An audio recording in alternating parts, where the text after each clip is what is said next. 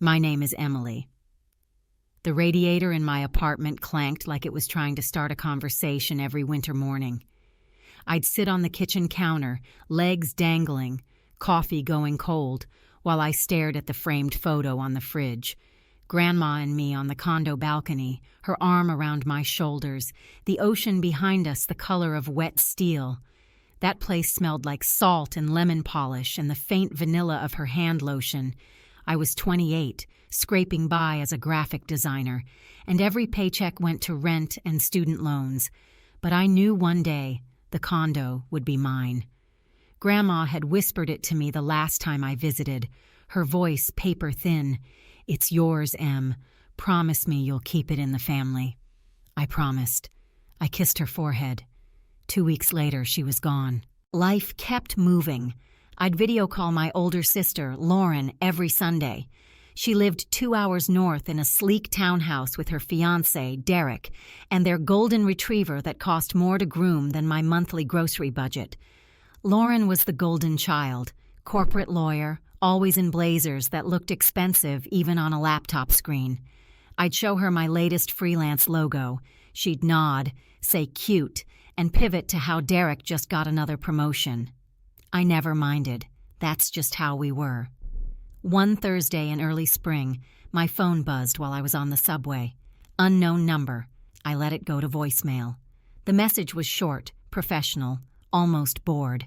"Ms. Harper, this is Carla from Coastal Realty. We're finalizing paperwork on Unit 12B, Ocean Crest condominiums. Please return this call at your earliest convenience." My stomach dropped so fast I missed my stop. Unit 12B was Grandma's condo. My condo. I called back from the platform, wind whipping my hair across my face. Carla sounded surprised. I was surprised. "Your sister handled the sale last week. Closed yesterday. She said she had power of attorney." Power of what? I thanked Carla, hung up, and stood there while commuters flowed around me like water around a rock. The platform smelled like hot metal and pretzels. My hands shook so hard I dropped my phone. The screen cracked in a perfect spiderweb over Grandma's contact photo. I took the next train to Lauren's. Derek answered the door in gym clothes, AirPods dangling. "Em, Lauren's in the kitchen." I pushed past him. Lauren was pouring wine, humming. She looked up, smile freezing. "Hey, you okay? You look—" "You sold it." My voice came out flat, like someone else's. She set the bottle down carefully. "Emily, sit, let's talk." "Talk?" I laughed, a sound like breaking glass. "You forged power of attorney. You stole from me." Derek hovered in the doorway. "Babe?" Lauren waved him off. "It's fine. Go finish your workout." He left. Coward. She leaned against the marble island, arms crossed. "Grandma's medical bills were astronomical, Em. You weren't here for the nights I sat in that hospital. The condo was the only asset left." "You never asked me." "You would have said no." "Because it was mine." Her eyes flicked to the side, just once. A tell I remembered from childhood when she'd blame me for broken vases. "Look, I put the money in a joint account for both of us. You'll get your half once probate clears." Probate. She was still lying. Grandma's will was ironclad. I'd seen the lawyer sign it. I left without another word. The drive home blurred, headlights smearing into watercolor.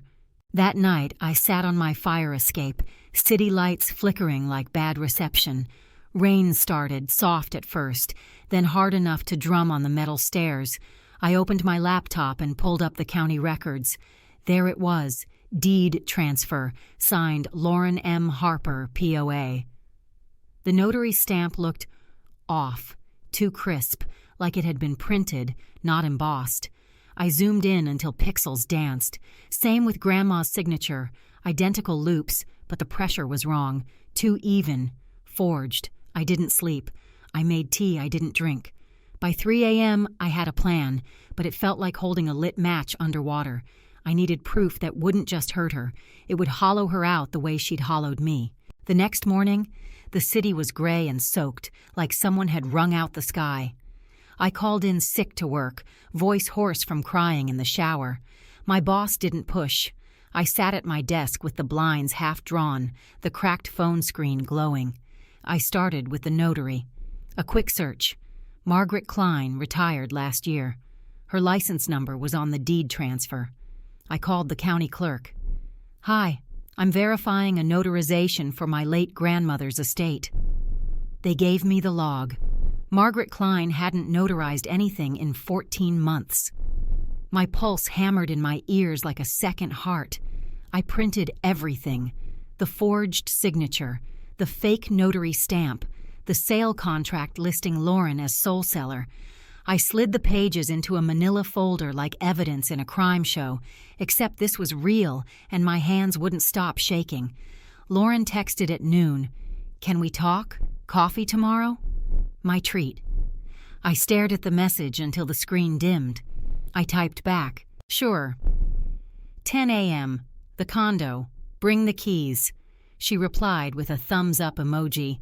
That emoji made me want to scream. I didn't tell anyone. Not Mom, who was still grieving in Florida. Not my best friend, Sarah, who would have driven over with wine and a baseball bat. I needed this to be mine. I spent the afternoon walking the 6 blocks to the condo, hood up, rain dripping off my lashes. The building looked smaller than I remembered, the lobby carpet worn in the same path Grandma used to take to the elevator. I stood outside Unit 12B and pressed my palm to the door. It was cold, empty.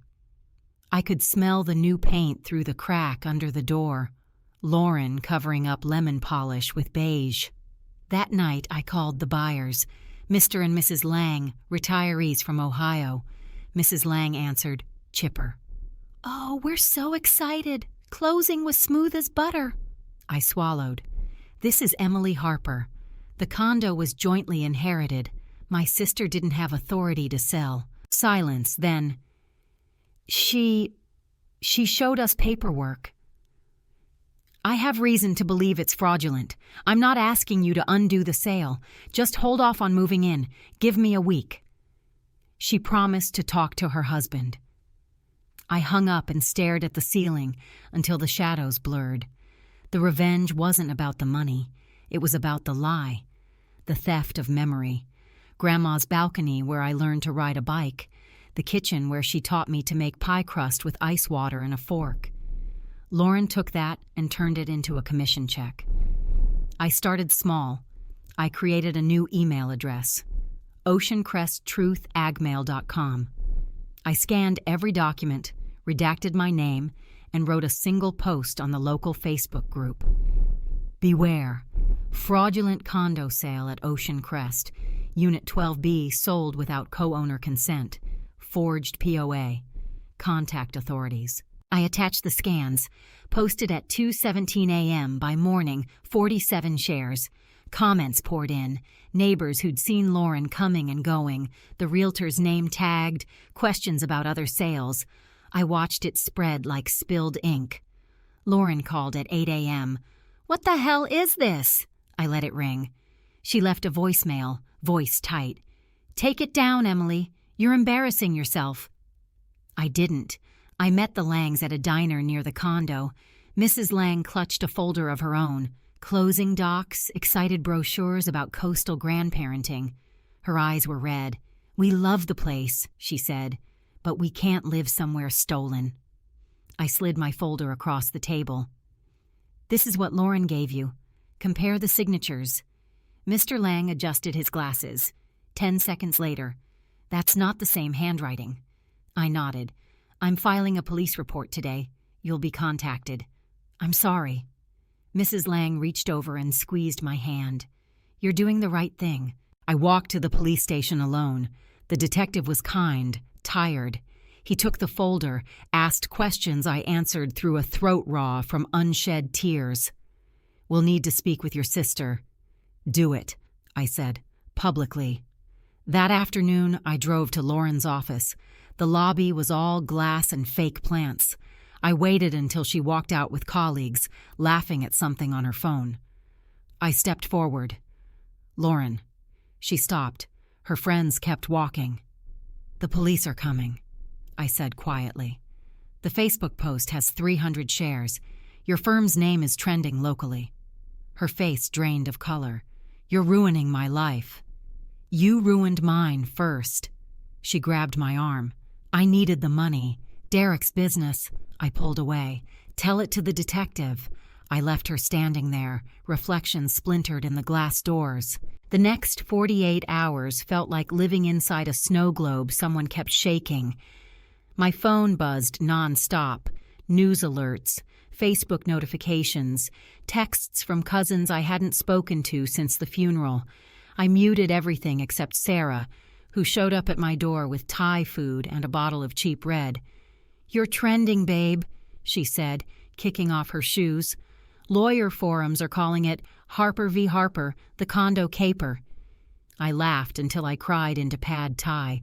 Lauren went radio silent. No calls, no texts. Her Instagram stories vanished. I pictured her in that marble kitchen, pacing, Derek Googling forgery penalties with the golden retriever whining at his feet. I didn't stop. I couldn't. The plan had its own heartbeat now. I reached out to Carla at Coastal Realty. She agreed to meet me at the condo. "Neutral ground," she said. The new owners had delayed move-in. The place sat empty, furniture gone, echoes loud. Carla arrived in a trench coat, hair twisted up like she was attending a funeral. "Your sister listed with us exclusively," she said, handing me the listing agreement. "Said you were estranged and unreachable." I flipped to the signature page. Grandma's name, forged again. "She told you I was unreachable?" Carla's mouth tightened. "She provided an email thread, you supposedly saying you wanted nothing to do with the estate." I felt the floor tilt. "Show me." She pulled out her tablet. There it was, emilyharper92@gmail.com. My old address, but the replies were clipped, cold. "Sell it." "I don't care." I hadn't written those. The timestamps were 3 a.m. on nights I was asleep. Lauren had access to my laptop years ago, back when we shared Netflix. She'd kept the password. Carla sighed. "If this is fraud, we're liable. We'll cooperate with police." I nodded. "One more thing. Can you pull the commission check?" She hesitated, then tapped her screen. "Deposited yesterday, Harper Family Trust." There was no trust, just another lie. I left the condo with the listing photos burning a hole in my pocket. Grandma's balcony, staged with fake plants. The kitchen, lemon polish erased. I sat in my car and forwarded everything to the detective. That night I built the final piece. I created a simple website, oceancresttruth.com, plain white background, black text. I uploaded every document in order: the will, the forged POA, the fake emails, the commission deposit. At the top, a single line: "This is what theft looks like when it wears lipstick." I scheduled it to go live at 9 a.m. sharp. I slept maybe 2 hours. At 6 a.m. my phone rang. Mom. Her voice cracked the second I answered. "Emily, what is going on?" "Lauren's hysterical. She says you're destroying her." I stared at the ceiling crack that looked like a lightning bolt. "She destroyed me first, Mom. Read the website when it goes up." Silence. Then, "Your grandmother would be ashamed of both of you." The line went dead. At 8:57 a.m., I hovered over the publish button. My finger trembled. This wasn't just about Lauren anymore. It was about every person who'd ever been erased by someone they trusted. I pressed it. By 10 a.m., the site had 4,000 views. Local news picked it up. A reporter called. I let it go to voicemail. At noon, the detective texted, "Your sister's at the station, wants to talk settlement." I didn't reply. I drove to the beach instead, the same stretch Grandma used to take us to, where we'd hunt for sea glass. The sand was cold, wind sharp. I walked until my legs burned, then sat and watched waves erase footprints. My phone buzzed again. Derek. "Lauren's a mess. Can we meet? Please," I typed. "Tell her to bring the keys." He didn't respond. That evening, Sarah dragged me to a dive bar with sticky floors and a jukebox stuck on 90s heartbreak. We drank cheap beer and didn't talk about it. Around midnight, my phone lit up with a number I didn't recognize. I answered outside, city noise swallowing my hello. Emily. Lauren's voice was shredded. I'm outside your building. I walked the 6 blocks home in a daze.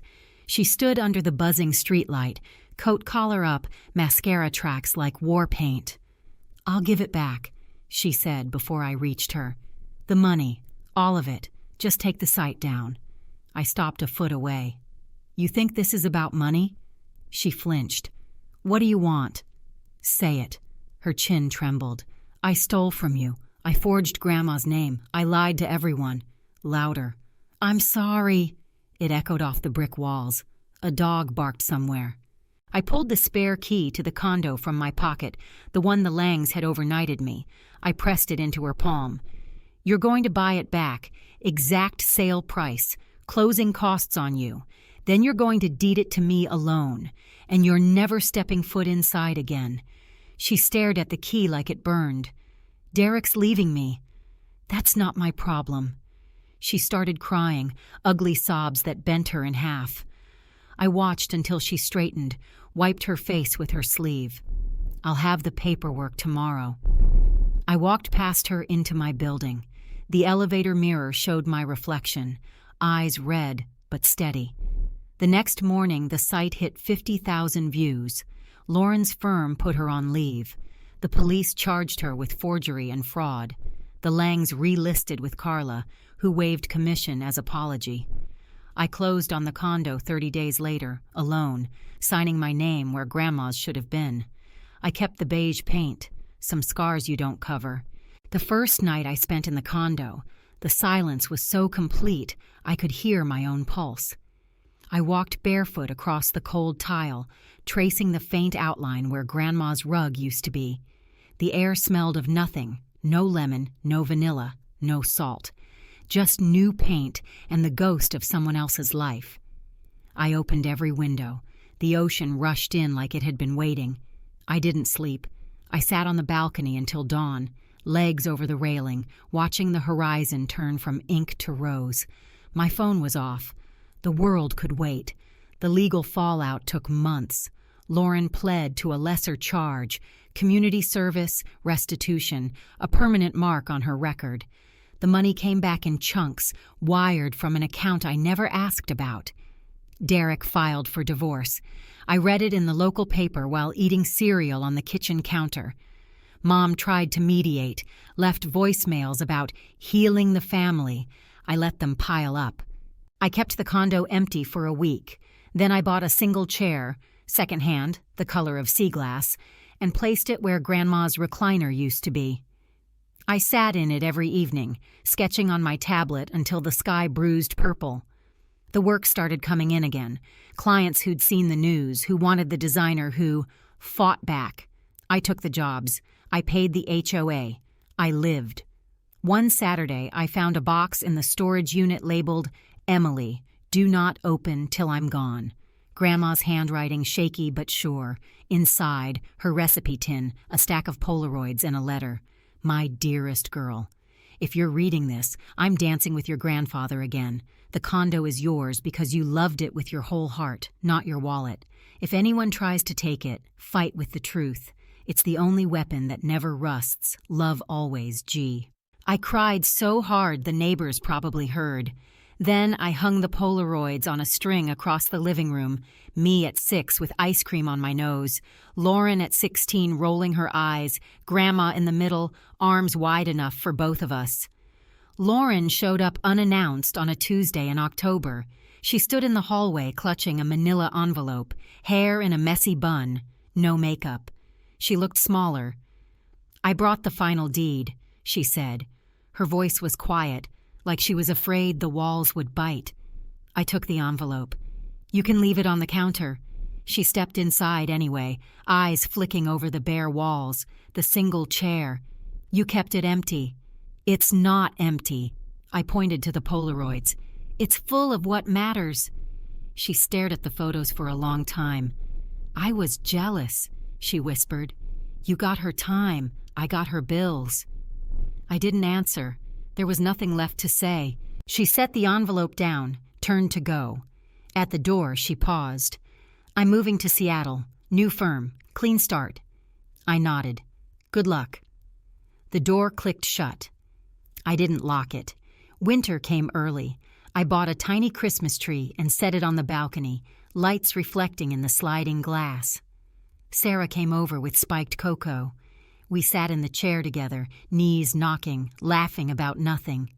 The ocean roared below us, steady as a heartbeat. Some nights I still wake up reaching for the radiator that isn't there.